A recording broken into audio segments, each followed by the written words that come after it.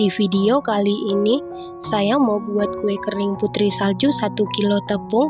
Kalau mau tahu cara buatnya, tonton terus, ikutin terus videonya sampai selesai ya. Pertama-tama siapkan wadah, lalu masukkan 600 gram margarin,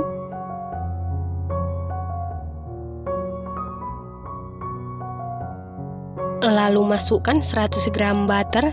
Kalau menggunakan full margarin juga boleh, totalnya tetap sama yaitu 700 gram. Margarin yang saya gunakan adalah merek Royal Palmia, dan untuk butternya saya menggunakan Wisman. Selanjutnya masukkan 140 gram gula halus. Gula halusnya ini wajib kita ayak karena gula halus sering menggumpal ataupun bergerindil. Gula halus bisa diganti dengan gula pasir yang di blender ataupun di food chopper. Setelah itu mixer menggunakan kecepatan sedang. Kita mixer cukup sebentar saja, hanya sampai tercampur rata saja. Ini di mixer cukup 1 menit, jangan terlalu lama, karena kalau terlalu lama saat dipanggang bisa melebar. Setelah sekitar 1 menit di mixer, ini sudah tercampur rata dengan baik. Lalu masukkan 6 kuning telur. Mixer menggunakan kecepatan sedang sampai tercampur rata saja. Setelah tercampur, masukkan 100 gram keju cheddar parut. Saya menggunakan Procis. Untuk mereknya sesuaikan dengan selera masing-masing. Lalu mixer menggunakan kecepatan sedang sampai tercampur dengan rata. Setelah tercampur rata, masukkan 80 gram susu bubuk Denkau, 140 gram tepung maizena. Lalu mixer menggunakan kecepatan sedang sampai tercampur saja. Di mixernya sebentar saja, jangan lama-lama. Setelah tercampur seperti ini, aduk menggunakan spatula supaya adonannya ini bisa tercampur dengan baik. Selanjutnya, masukkan 1 kg tepung terigu protein rendah atau kunci biru. Dimasukkan secara bertahap. Di sini saya masukkan sebanyak 2 tahap. Aduk-aduk sampai tercampur dengan rata. Nah, untuk tepung terigunya sendiri tidak perlu disangrai karena kita sudah menggunakan tepung terigu protein rendah. Kalau mau disangrai juga boleh, tapi pastikan setelah disangrai biarkan dulu sampai dingin, dan setelah dingin diayak lalu ditimbang, dan beratnya harus 1 kg ya teman-teman.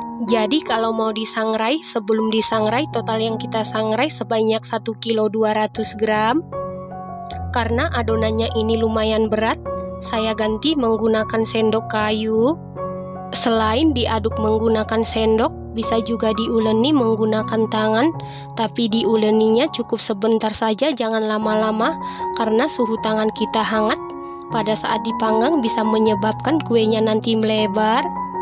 Nah, ini adonannya sudah tercampur rata dengan baik, dan apabila kita pulung atau kita bulatkan sudah tidak lengket di tangan. Ini sudah cukup, kita aduk-aduk atau kita uleni. Selanjutnya, ambil 1/4 bagian adonan. Kemudian sisa adonan tutup menggunakan plastik wrap atau kain bersih supaya kelembapannya tetap terjaga dengan baik. Lalu sisihkan sebentar supaya ukurannya sama. Di sini saya takar menggunakan sendok takar ukuran 5 mili atau 1 sendok teh, dan jika ditimbang berat per bagian sekitar 7 gram.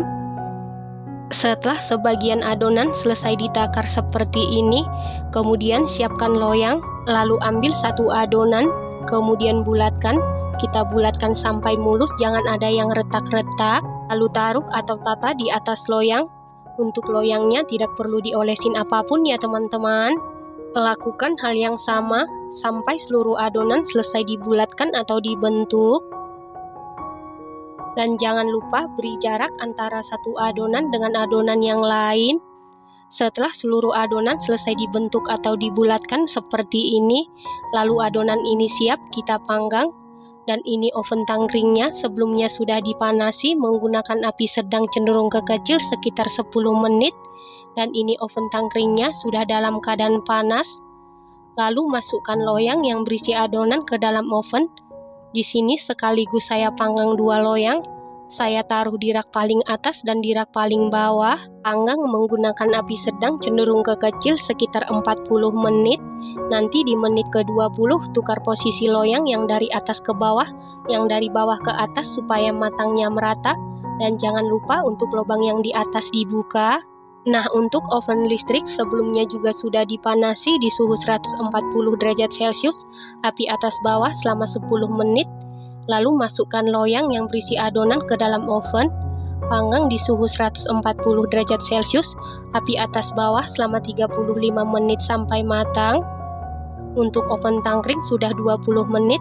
Tukar posisi loyang yang dari atas ke bawah, yang dari bawah ke atas supaya matangnya merata.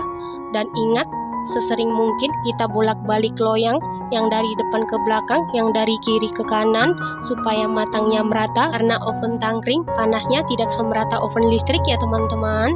Setelah 40 menit ini yang di oven tangkring sudah matang, keluarkan dari oven, lanjut panggang sisa adonan. Nah, untuk oven listrik sudah 35 menit ini sudah matang, angkat dan keluarkan dari oven, lanjut panggang sisa adonan.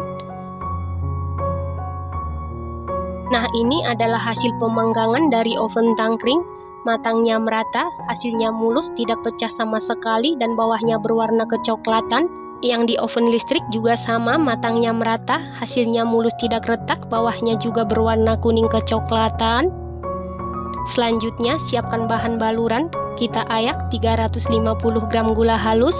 Gula halusnya wajib diayak karena gula halus sering menggumpal ataupun bergerindil. Gula halusnya ini saya menggunakan gula halus yang ada sensasi-sensasi dinginnya ya teman-teman. Setelah itu tambahkan 1 saset susu bubuk Denkau kemasan 26 gram. Aduk-aduk sampai tercampur dengan rata. Saat kuenya ini masih dalam keadaan hangat, langsung kita baluri dengan gula halus. Pastikan untuk baluran pertama, kuenya ini harus dalam keadaan hangat supaya gulanya menempel dengan baik. Lakukan hal yang sama sampai seluruh kue selesai dibaluri dengan gula halus. Setelah baluran pertama selesai, biarkan dulu sampai dingin. Setelah dingin, baluri lagi untuk yang kedua kalinya. Jadi dibalurinya 2 kali supaya gulanya menempel dengan baik ya teman-teman. Lakukan hal yang sama sampai seluruh kue selesai dibaluri dengan gula halus. Supaya kuenya ini tidak retak saat dipanggang, pastikan memanggangnya menggunakan api sedang cenderung ke kecil ya teman-teman. Nah, ini dia kue putri saljunya sudah jadi. Kue putri salju ini buatnya mudah tanpa cetakan, hasilnya sangat cantik, rasanya dijamin super duper juara, super duper mantul, pecah dan lumer di mulut. Rasanya ini bukan hanya manis saja tapi ada rasa gurih dari kejunya. Ini enak banget, recommended banget dan harus dicoba.